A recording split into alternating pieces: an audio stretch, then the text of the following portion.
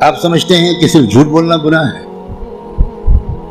صرف بد نظری گناہ ہے، صرف زنا اور چوری گناہ ہے، اور آپ یہ نہیں جانتے کہ قرآن کو نہ سمجھنے کی کوشش کرنا یا سمجھنے کی کوشش نہ کرنا یہ ان سارے گناہوں سے بڑا گناہ ہے۔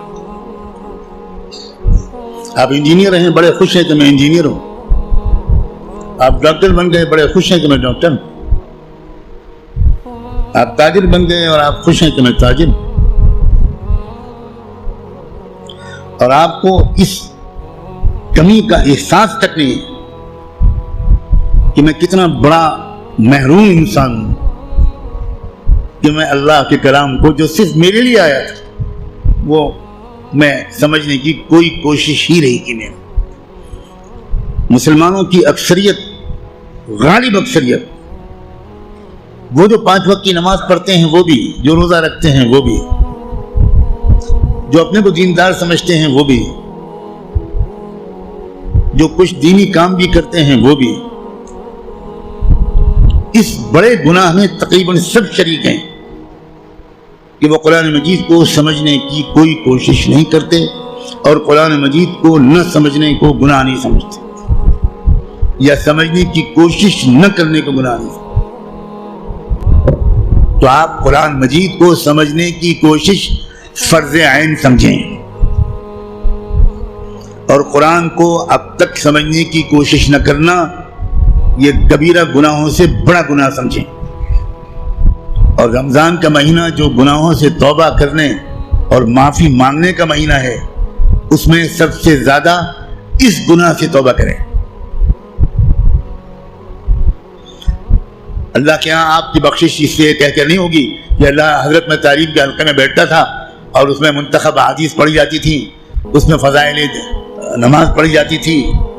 یہ منتخب احادیث اور فضائل نماز اس لیے پڑھی جاتی ہے تاکہ قرآن پڑھنے کا، سمجھنے کا شوق پیدا ہو۔ اور اگر کوئی کتاب قرآن مجید کے سمجھنے کی کوشش کے راستے میں ایک رکاوٹ بنتی ہے تو میں کہنے کی ہمت بھی نہیں کرتا، ضرورت بھی نہیں سمجھتا کہ وہ کتاب یا اس کتاب کو یہ درجہ دینے والا اللہ کے ہاں کدھر کھڑا کیا جائے گا۔ رسول اللہ یہ شکایت کریں گے قیامت کے دن کہ سن لیجیے یہ قرآن میں آیا ہے، اور شکایت کیا کریں گے؟ یہ نہیں کہیں گے کہ ان کی ٹوپی 4 کونوں کی نہیں ہوتی تھی، یہ شکایت نہیں کریں گے رسول اللہ مسلمانوں کی ان کی داڑھی چھوٹی تھی۔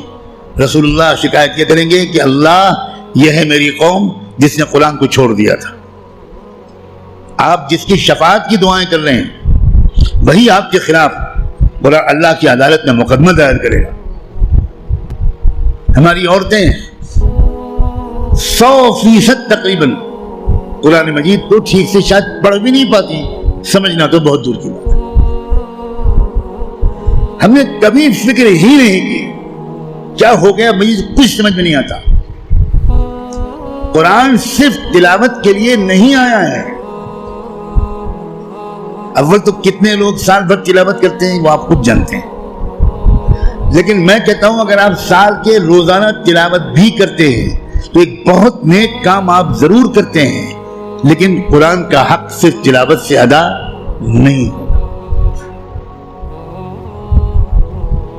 آپ کے دوست کا خط آپ کے پاس آئے، آپ کی ماں اپنا خط لکھے، آپ دور کہیں رہتے اور ماں آپ کو خط بھیجے، آپ خالی اس خط کو روزانہ پڑھ لیا کریں گے بس؟ اور دوست یا ماں اگر آپ سے کوئی مطالبہ کرتی ہے تو آپ اس پر عمل نہیں کریں گے؟ یہی سلوک ہم قرآن کے ساتھ کر رہے ہیں۔ قرآن کیا ہے؟ اللہ کے خطوط کا مجموعہ ہے، لیکن ہم کو کچھ خبر نہیں کہ اللہ نے ہم کو خط میں کیا لکھا ہے۔ آپ کا دوست آپ کو خط لکھے اور آپ اس کو سمجھ نہ پائیں، آپ چین سے سوئیں گے؟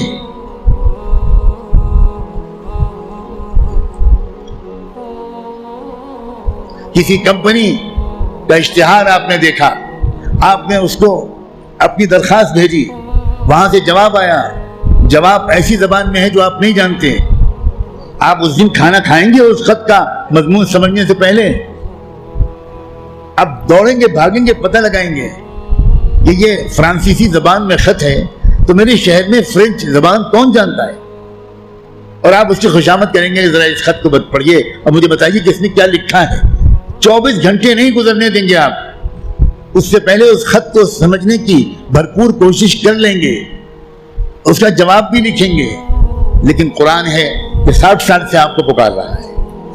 اللہ کا خط ہے کہ 70 سال سے آپ کو آپ پاس آ رہا ہے, لیکن آپ نے ایسے کان بند کر رکھے ہیں, ہمیں کوئی دلچسپی نہیں اللہ کے خط سے. اللہ کہتے رہیں ہمیں کوئی دلچسپی نہیں, ہم بہت مشغول ہیں, ہمارے پاس فرصت نہیں ہے.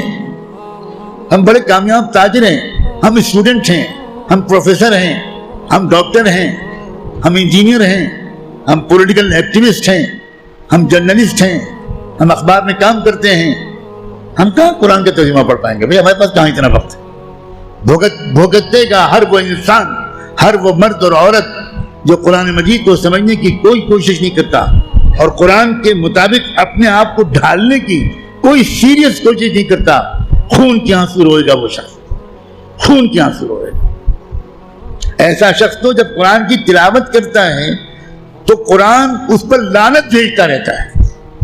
اب غور تو کریں, رب قارئ للقرآن والقرآن یلعنہ, یہ میرے باپ کی اور پیر کی کہی ہوئی بات نہیں ہے, یہ بات صادق و مصدوق رحمت دو عالم صلی اللہ علیہ وآلہ وسلم نے کہی کہ قرآن بہت سے لوگ پڑھتے ہوتے ہیں اور پڑھنے کے درمیان قرآن اس پر لعنت بھیجتا ہے, اے اللہ یہ مجھ پر یہ پڑھ رہا ہے, اس پر لعنت. اب قرآن کی لعنت پر اللہ تعالیٰ قبول نہیں کریں گے.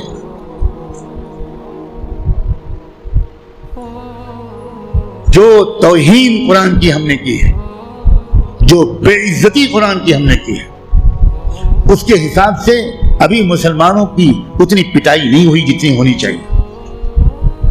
آپ اتنی پٹائی پر پریشان ہیں, ابھی تو شروع ہوئی ہے پٹائی, پھر دیکھیے گا آئندہ کیا ہوگا.